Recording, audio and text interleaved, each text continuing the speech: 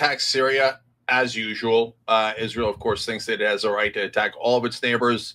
It doesn't have to follow international law. What's surprising is the Trump team's reaction to it. According to a report in Axios, they now realize that Netanyahu is a madman. And I'm going to explain to you why they think that he's a madman. But there's something super important in this story, which is what is Donald Trump's reaction going to be? Because this is the Trump team, not Trump himself. And the world awaits Trump's reaction to Netanyahu not listening to them again, this time on Syria. And I think that reaction will be determinative. It'll be determinative of his entire administration for reasons that I'm going to explain. And it will decide whether he is loathed in history or potentially even beloved is way too strong. But they might build statues of him if he makes the right decision. So if you think that's absurd, hold on. Let me explain to you why I think that in both directions, and then which one is more. I don't know who needs to hear this, but paying over $150 for insurance every month is not something you should be doing. If you have any one of these companies, then trust me, you need to listen up. It's likely, okay? Because there's one that's definitely more likely. And it's based on some of the old evidence, but also some of the new evidence that has come in from this report. So first, what did Israel do? Actually, before that, guys, you know that this is Weekend with Cenk, right? So it's a fun little thing that I'm doing on the weekends, but the show's mainly live on the weekdays at 6 o'clock Eastern, right? We start at 6. We kind of end at 8 o'clock, but at 8 o'clock, we do a members-only episode for our members. So become a member, be part of the Young Turks, help us do honest reporting like you're about to see here, and that you always see from us, and be part of our community, and thank you for supporting the show. I appreciate it. And get all of our content first and always. Okay, so now, first, what did Israel do? They bombed Damascus. Now, why do they bomb it? They claim two things. One, that they own a demilitarized zone inside Syria. Nobody knows what that means. What is that? Why do you get to have a demilitarized zone inside another country that didn't agree to it? No one agreed to it. It's a massive violation of international law, and it is flat out invading another country. They're like, yeah, but we're Israel. We can do whatever we want. We don't have to follow any laws at all. We can attack anyone. We can invade anyone. We could bomb anyone. We could kill anyone because we're almighty Israel, the victims. We're the victims. Now, in this case, they always need a fig leaf and always a BS excuse. So there are Druze being killed, not Jews, but Druze, D-R-U-Z-E. That's a different kind of ethnicity / religion in the region. A lot in Lebanon. There's a theory that a part of my family is Druze. There's a lot of theories. Anyways, they're beautiful, wonderful people in the Middle East. Should they be attacked by the Syrian government? Of course not. Of course not. To what degree is it the Syrian government is self-attacking the Druze? Who knows? Because they say absolutely not. And Israel says whatever, fill in the blank. It doesn't matter what Israel says because Israel never tells the truth, at least this particular government of Israel, right? So they're like, oh, we have to make sure that that Syria's military is completely destroyed because why? Oh, we care so much about the Druze. Oh my God, we are trying to protect them. And there are Druze inside of Israel, so it makes it seem like, oh, maybe they care about the 17 Druze that they have inside Israel, and it's not just that they're a Jewish state, but my God, they care so much about the Arabs and the Druze inside of it. I mean, look, if you love Israel, that's going to be plenty good enough for you. You're going to believe that 200%. You're going to think, we're the saviors. That's why we had to murder all those Syrians and take more of their land and destroy their military completely because we are the victims and the saviors. And they, guys, if you think they're evil and they don't really believe that, they're just lying. That's their leaders. That's definitely their leaders. You're right about that. When you talk about the Israeli civilians and stuff, they genuinely believe it. They believe any propaganda that the Israeli government puts out there that makes them look like heroes and victims. And all of their opponents, not just bad guys, not just opponents, but Nazis. Everyone else is a Nazi. Everyone else hates Jews across the world. Everyone hates Israel. And they have to kill them before those people kill Israel. Israel is by far the dominant military in the Middle East. It has a military that not only is better than the rest of the Middle East is combined, it has now wiped out all of the militaries in the Middle East. So it's almost the only military left in the Middle East. But no, it's never enough, and that's really the core of this story. So let me continue to give you all the important details, and then I'll get to the themes and why this is happening. So they first say they own a demilitarized zone, but that's not good enough. Now they're bombing the capital, Damascus, and now that's not good enough. They're bombing the military headquarters of the entire Syrian military. Why? Because they feel like, well, I have a right to own your country. You're not allowed to have a military. If you're anywhere near me, you're not allowed to have a military. You must all be demilitarized and under the rule of Israel. So you can never disagree with Israel, and we have complete dominance of you. And the extra humiliation that comes along with that is just gravy, right? So that's their way of thinking, and that's why they're doing this. And then they bomb near the presidential palace. Why? There's no military equipment there. There's no barracks or compound there. No, they do that as a, don't forget, if you're the leader of Syria or the leaders of Syria, we can murder all of you anytime we want. And we will. You remember when we did to Hamas, that, yeah, fair enough, they attacked the Hamas leaders. Hezbollah, they would fire rockets from time to time, and it was a slight inconvenience to us. And so I know if you're in Israel, not a slight inconvenience. One landed, killed some Arab Israelis. I know you're super concerned about that. A couple of them landed and did nothing, so you had to murder them all. So they're all murdered and they're all gone. Now nobody's going to protect the Palestinians. They're dirty terrorists, all of them dirty terrorists. Okay, so that's defensible. Hamas and Hezbollah. Okay, Iran is a sovereign country. Yeah, what we think they might. They're looking at us kind of funny. Bomb Tehran, murder their scientists, murder their diplomats, murder their politicians, murder their generals. Why? Because we're the victims. But what? No.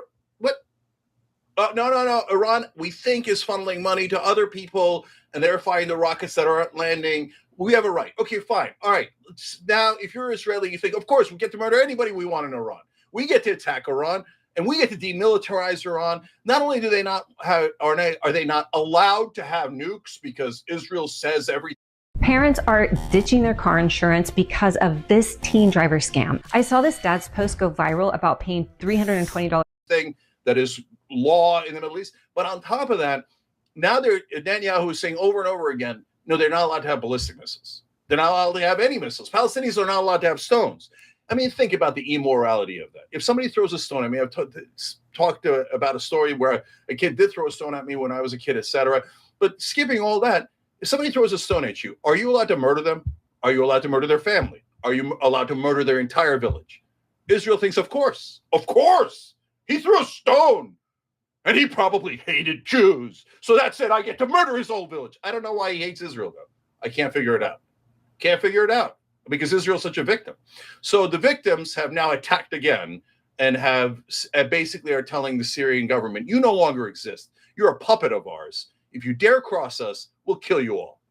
Which is Israel 101 under this government. 101. So, okay. Now I'm going to go to the Trump team.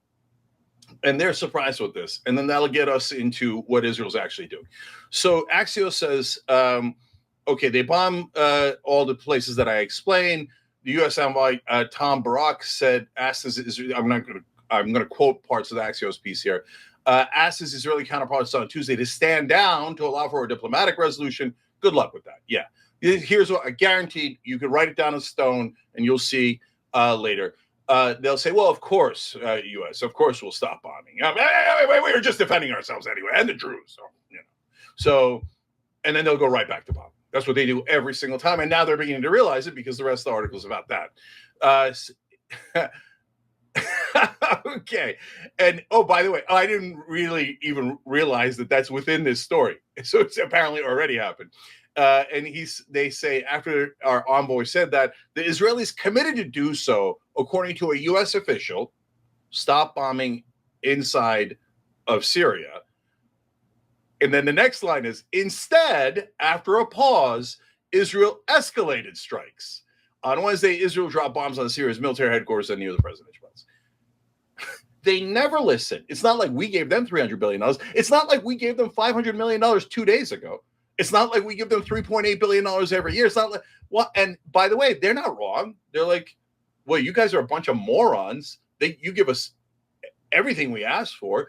We asked you to fund a genocide, and you weaklings funded a genocide. Because otherwise AIPAC would come in and slap you around and go, what are you doing? What do you think you work for?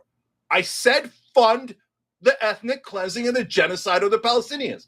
And 400 members of Congress jump up and go, yes! Or in that case, of the extra 500 million, 422 out of 435.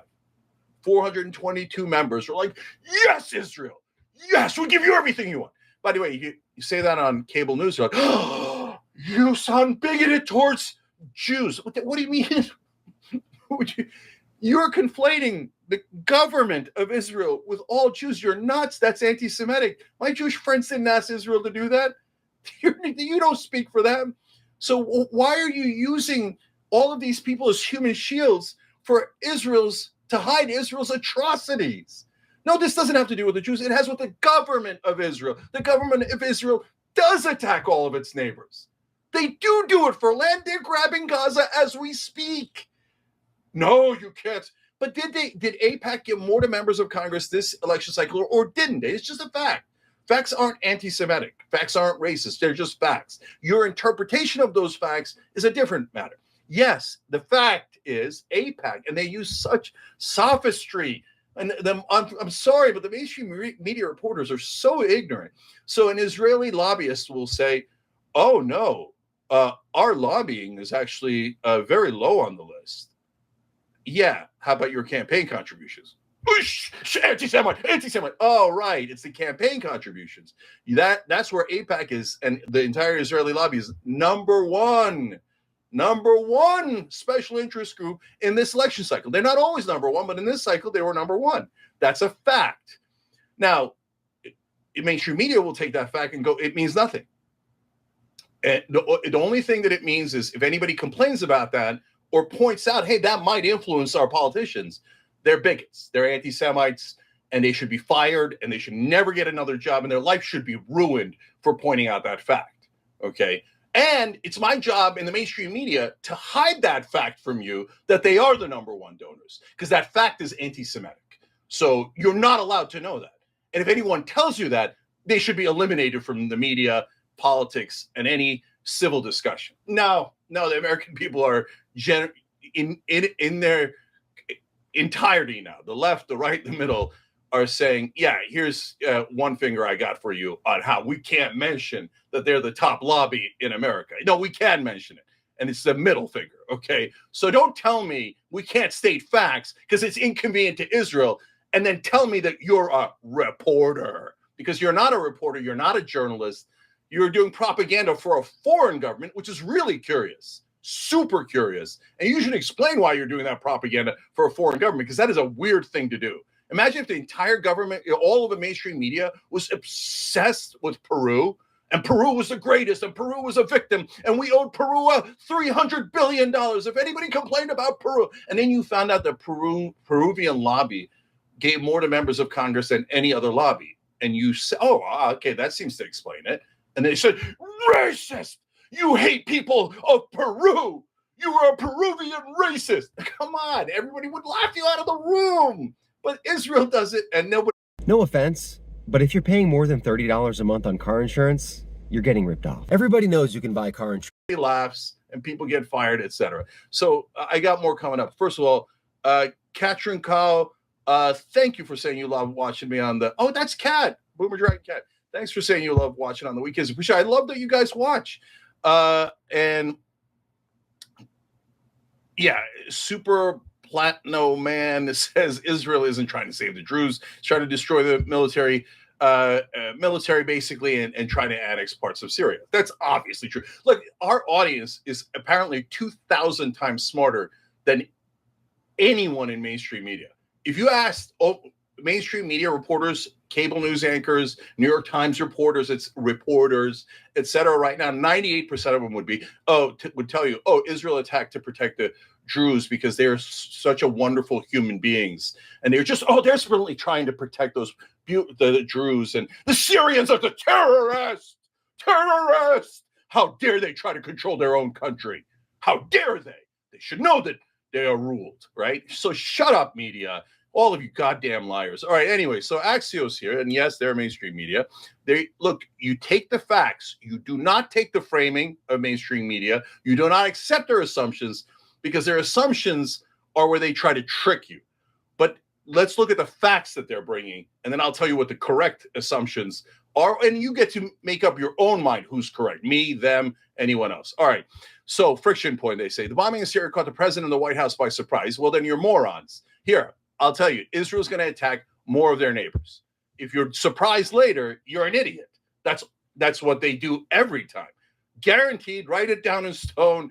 They're going to bomb another neighbor super soon. It could be Syria, it could be Iran, it could be both, it could be someone else. They'll bomb, because they have infinite power. So they're like, there's no downside. Just kill anyone who has even a gun.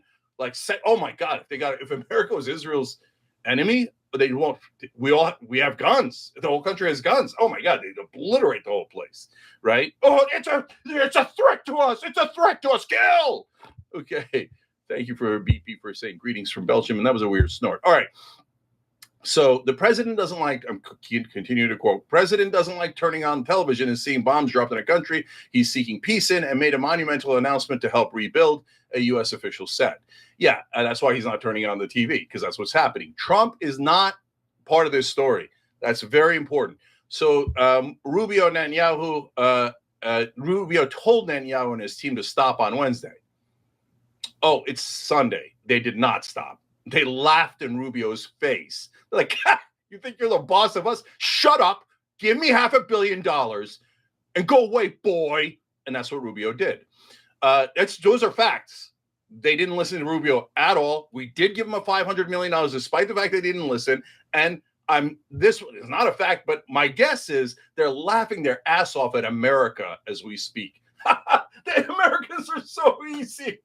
You told Sherman to stop bombing. Give me more money, you idiots. Now I'm not going to stop. Bomb. These are facts. You don't like those facts. That's up to you. Okay. Our country's not. You think our government is a joke. Anyway, and Netanyahu is saying, I'll agree to do that if they withdraw from Suwaidia, which is inside of Syria. So now you're giving the Syrian government orders on what they can and can't do, what areas they can and can't control. It doesn't matter. Rubio said, yeah, that's fine. And they're like, just kidding. We're going to bomb them anyway. And now we're going to bomb them in Damascus, their capital. Netanyahu, as usual, the Israeli government, as usual, giant liars. And then these guys are surprised. The Israelis lied to us. That is so surprising that they did it for 98 times in a row. And on the 99th one, we'll still be surprised. So here, I'm going to try to mix in you guys and the story at the same time to the best of my ability. Clody3241 said, Israeli helicopters landed at the headquarters of the 15th Division in the city of Sweda because they feel like, of course, we can land anywhere we like. Soon they'll be landing in Baltimore and San Antonio and saying, shut up, Americans. Give us more money. We feel slightly under threat from your college campuses. That's why we've taken control of the college campuses through the Trump administration now. We've tried to arrest, deport, denaturalize, and just bury anyone who criticizes Israel. But you guys are in charge. You are not allowed to say that. You're not allowed to say things that are obviously and patently true because Israel must be protected. Okay, Nora, thank you for joining. I appreciate you guys. We can't do the show without you guys. Hit that big, beautiful join button below to get honest programming. All right. Nobody believed me at first, but now everybody wants a pair. My friends roasted me for buying Miracle glasses online. They said I got scammed, but then By then, countries including Turkey and Saudi Arabia had conveyed angry messages to the Trump administration, blah, blah, blah. Of course they had. You think they're going to care? The Trump team's like, yeah, but where's the checks? All right. Anyway, among those officials were Barak, that's the envoy we have, White House envoy Steve Witkoff, and a general belief in the White House was that Netanyahu bombed Syria because of domestic pressure from Israel's Druze minority. They do have a minority. I shouldn't do the air quotes on that. I'm doing the air quotes on the pressure. No, they're in other political considerations. Okay. So here, look, before I go on, I got to tell you the essence of it. So guys, Israel believes that any military that's near it is a threat to them. And they're the most. Look, honestly, this one's not just the government. This one is the population as well. They're deeply paranoid. They think the whole world hates them, and not because of what they're doing, but because everyone was born hating Jews, and everyone can't wait to kill Jews. So they have to protect themselves since they're the Jewish state. And protecting themselves doesn't mean actually protecting their borders and their country. It means attacking all of your neighbors so that they're completely neutered. It's not that they can't, like that they won't attack you. It's that they literally can't attack you. You bring them to a point that they're so on their knees, so destitute, so broken, so humiliated, so defeated that they can't even raise a finger towards you. And they think that's self-defense. No, that's a murderous, aggressive imperial empire that breaks everyone around them until no one is allowed to resist their occupation. Has that happened before? Tons of times throughout history, including in that region by the Ottoman Empire. You know, ethnically, I'm Turkish. Those are my ancestors. And what did they do? They crushed the Armenians. They crushed the Greeks, the Bulgarians, the Romanians, the Syrians, the Lebanese, the Palestinians. The Ottomans crushed them all. And any time that anybody had any kind of uprising to the Ottoman occupation, they said, well, we got to do self-defense. We got to kill them all, right? And that's what Israel's doing now. And in the Armenian genocide, well, they're attacking us from behind. They're terrorists. We had to move them so they wouldn't attack us on the Russian front. What's Israel saying now? Oh, we had to move them. We wanted that land. Actually, Israel's excuse is way worse. Ottoman Empire was in World War I. They were fighting the Russians, and they did have a problem at the front. It did not excuse anything they did. It was still a horrific genocide, and it is acknowledged as a genocide, and it should be.